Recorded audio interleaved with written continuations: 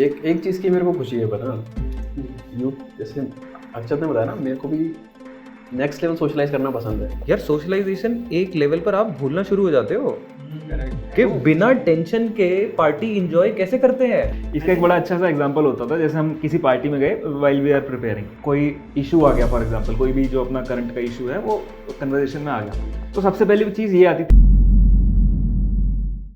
एक चीज़ की मेरे को खुशी है पता, यू जैसे अक्षत ने बताया ना, मेरे को भी नेक्स्ट लेवल सोशलाइज करना पसंद है, समझ रहे हो? कुछ तो एडवेंचर स्पोर्ट्स करना, कुछ ट्रैकिंग पे चले जाना, कुछ पैराग्लाइडिंग सीख लेना, कुछ एकदम लाइफ में चलता रहना चाहिए ना, कुछ बज़ आना चाहिए बढ़िया सा। अब यूपीएससी में 3 साल हो गए यार जॉब छोड़े, literally not a single inch has moved, बैठे हैं घर पे, कुछ नहीं है। मेरे को अगर किसी से मिलना होता है, मेरे दोस्त नहीं वहाँ पे, क्या करें, कुछ नहीं कर सकते। रिजल्ट के बाद I was craving for that socialisation, होती है ना एक बस अड्डे में, क्या सोशल लाइफ है ही नहीं, नए लोग मिल ही नहीं यार। 3 साल में एक दोस्त नहीं बनाया, इसको बनाया था। ये सच बात है, ये बहुत सच है। और यार तेरे को 3 साल हुए, 4था साल था तेरा, ठीक है, मेरे को 6 साल हो गए यार। सोशलाइजेशन एक लेवल पर आप भूलना शुरू हो जाते हो कि बिना टेंशन के पार्टी एंजॉय कैसे करते हैं। हाँ, अब मैं डिनर पे बैठा हूँ, लेकिन मेरे को एक सेंस ऑफ एंजाइटी थी जब अपना रिजल्ट आया था। उसके 1-2 दिन बाद हम लोग डिनर पे गए थे और मेरे को अजीब सा लग रहा था कि यार कुछ तो है, कुछ तो है। और फिर मेरे को बाद में रियलाइज हुआ कि यार घर जाके पढ़ना थोड़ी है, ये पार्टी ही एंजॉय करनी है। अब कोई वो एडिड टेंशन नहीं है कि यार ठीक है, इतना ज्यादा मजा नहीं करना पार्टी में कि आप कल के लिए आपका टारगेट अचीव ना हो। बैक ऑफ द माइंड चलता ही रहता था साला, किसी की शादी में जा नहीं सकते, कुछ कर नहीं सकते, जा रहे हो तो तुम बस आ जा रहे हो। इसका एक बड़ा अच्छा सा एग्जांपल होता था, जैसे हम किसी पार्टी में गए, व्हाइल वी आर प्रिपेयरिंग, तो जैसे मेरा रहता था कि मैं थोड़ा सा जोन आउट कर देता हूँ चीज़ों को, कि थोड़ा सा ना वो कंपार्टमेंटलाइजेशन मेरा हो जाता था कि ठीक है, जब मैं पार्टी में जा रहा हूँ तो I am enjoying the party. But वहाँ पे भी क्या होता था ना, सपोज मैं पार्टी में गया एंड कोई इशू आ गया, फॉर एग्जाम्पल कोई भी जो अपना करंट का इशू है वो कन्वर्सेशन में आ गया, तो सबसे पहली चीज़ ये आती थी, अरे यार इसको तो मैंने इतनी डिटेल में पढ़ा ही नहीं, या फिर वो बंदा जो पॉइंट बोल रहा है क्या मैं उसको एग्जाम में लिख सकता हूँ, अरे यार तो GS2 में आ जाएगा शायद, या GS3 में आ जाएगा। मैं लिटरली उस टाइम पे फोन उठा के एक नोट्स खोल के उसमें नोट कर देता था कि यार ये शायद काम आ सकती है, या इसने इस एडिटोरियल का नाम बताया, इस बंदे का नाम बताया, इस बंदे के बारे में थोड़ा पढ़ लूंगा। Been there, done that, ये बिल्कुल सही बात है।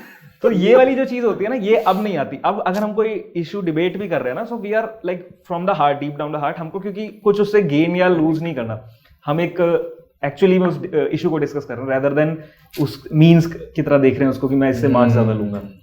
तो ये मुझे लगता है फ्री हो गए हैं थोड़ा सा। हाँ एक्चुअली, मतलब बट अगेन खुशी नहीं है, मतलब मुझे तो एटलीस्ट मुझे लगता है, या तो आप लोगों का थोड़ा, जैसे मैं सुन रहा था, शायद थोड़ा passion towards the service was more and the exam was less. I think I was more inclined towards the exam. मुझे पढ़ाई में मजा आता था, तो अभी भी इसलिए मैं पढ़ा रहा हूँ। I am more attached to the fact that I was enjoying the process of the exam, इसलिए मुझे कोई ऐसा रिजल्ट देख के वो नहीं हुआ। ऑनेस्टली मैं सच बता रहा हूँ, और मतलब may be this will sound very superficial, but मुझे ज्यादा खुशी तब हुई जब इस साल के प्रीलिम्स में जो मैंने पढ़ाया था उससे क्वेश्चन आ गए, देन जब मुझे लगा कि ये यार देखो, ये बिल्कुल सच बात है। तेरी और मेरी बात हो रही थी साइंस एंड टेक वाली रिलेटेड, तो एक वो कौन सा क्वेश्चन डिस्कस कर रहे थे? माइक्रो सैटेलाइट डीएनए, ना उससे भी पहले एरियल मेटाजेनोमिक्स, मॉस्किटो वाला जो था, वोल्बाकिया। हाँ, तो ये और मैं साइंस एंड टेक की वो जो की बना रहे थे, तो ये कहता है यार बड़ा टफ है, मैंने यार बड़ा सिंपल है। जो साइंस एंड टेक का जो पोर्शन है, बोलबाचिया, इतने 3 साल से हम पढ़ रहे हैं, इसको दुख क्या था, कह रहे कि यार मैंने 300 पता नहीं कितनी स्लाइड्स पढ़ा दी हैं, I have put in so many hours, यार 10 क्वेश्चन आए साइंस एंड टेक के और मेरे पढ़ाए हुए सिर्फ 6 आए हैं। अरे और नहीं, 10 के 10 आने चाहिए थे। एक्चुअली वोल्बाकिया पे ज्यादा दुख था, मैंने खुद पढ़ा हुआ था, वो डाला नहीं होगा क्योंकि 2021 में पहला अटेम्प्ट दिया, 2020 का करंट अफेयर, तो जिसकी भी थोड़ी लंबी जर्नी है उसको पता है, जो नया वाला है उसको नहीं पता है, यही है उस क्वेश्चन। तो मेरे को लगा है मैंने पढ़ा था, पढ़ के I made the conscious decision यार इसको नहीं डालते हैं, कौन पूछेगा। 2020 का है, तो इसीलिए ज्यादा दुख हो रहा है। मुझे ऐसे माय हार्ट सैंक के, अरे यार अब आ गया, मैं डाल देता यार, मतलब वहीं पे जीएम मस्कीटोस पढ़ा मुझे लगा यार ये भी डाल देता। I remember making the decision, you know कि ये स्लाइड बना रहा हूँ, मैंने रिमेंबर कह रहे छोड़ो ये ज्यादा लंबा हो रहा है, इसको हटाते हैं। तो मुझे लेकिन आई एम प्रीटी, लेकिन ये बड़ा अच्छा टेक अवे है इसमें से कि जब तक आप प्रोसेस को एंजॉय नहीं करोगे ना, थोड़ा मुश्किल हो जाएगा। देखो जो पहली दूसरी बारी में निकल जा रहा है, मे बी उसको प्रोसेस एंजॉय करने की जरूरत नहीं है, क्योंकि पढ़ाई इतनी सारी है। स्टार्टिंग में तो बसट इतनी होती है हाँ, ना, लेकिन जो पता नहीं लगता। तीसरा चौथा पांचवा अटेम्प्ट पे है वो तब तक नहीं रह सकता जब तक आपकी बहुत ही स्ट्रॉन्ग इंट्रिंसिक मोटिवेशन हो, और वो प्रोसेस ओरिएंटेड ही होती है। एंड गोल ओरिएंटेड अगर है तो वो कहीं ना कहीं फिजल आउट हो जाएगी। मुझे तो दूसरे अटेम्प्ट में हुआ है, मैं तो उसमें ही बसट लग गई।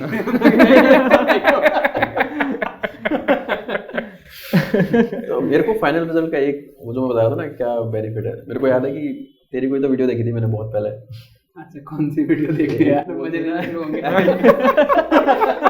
हाय, मैं हूं doctor Khan, founder and director of KSG। मेरे बारे में जानने के बाद और मेरी कहानी सुनने के बाद जोश टॉक ने मुझे अप्रोच किया, और उसके बैकड्रॉप में आज एक मैं बहुत बड़ा अनाउंसमेंट करने वाला हूं आपके लिए।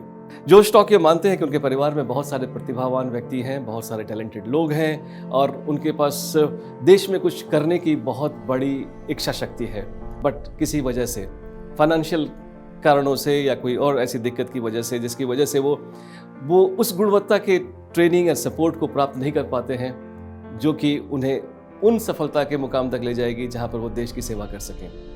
मैं मानता हूं कि देश के हर युवा में एक प्रतिभा है। जोश के माध्यम से आज मैं ये एक बड़ी अनाउंसमेंट करना चाहता हूं कि फाइनेंशियल इशू की वजह से अगर कोई स्टूडेंट अपनी प्रतिभा का प्रयोग नहीं कर पा रहा है तो वो दिक्कत आज के बाद नहीं रहेगी।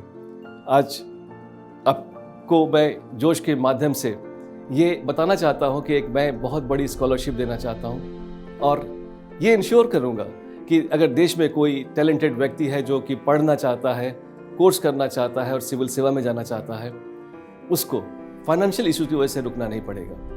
और ये एक ऐसा मुकाम है, एक ऐसा अवसर है देश का, जब हम देश में गुजर रहे हैं अमृत काल से, we can always contribute to this beautiful India through these services।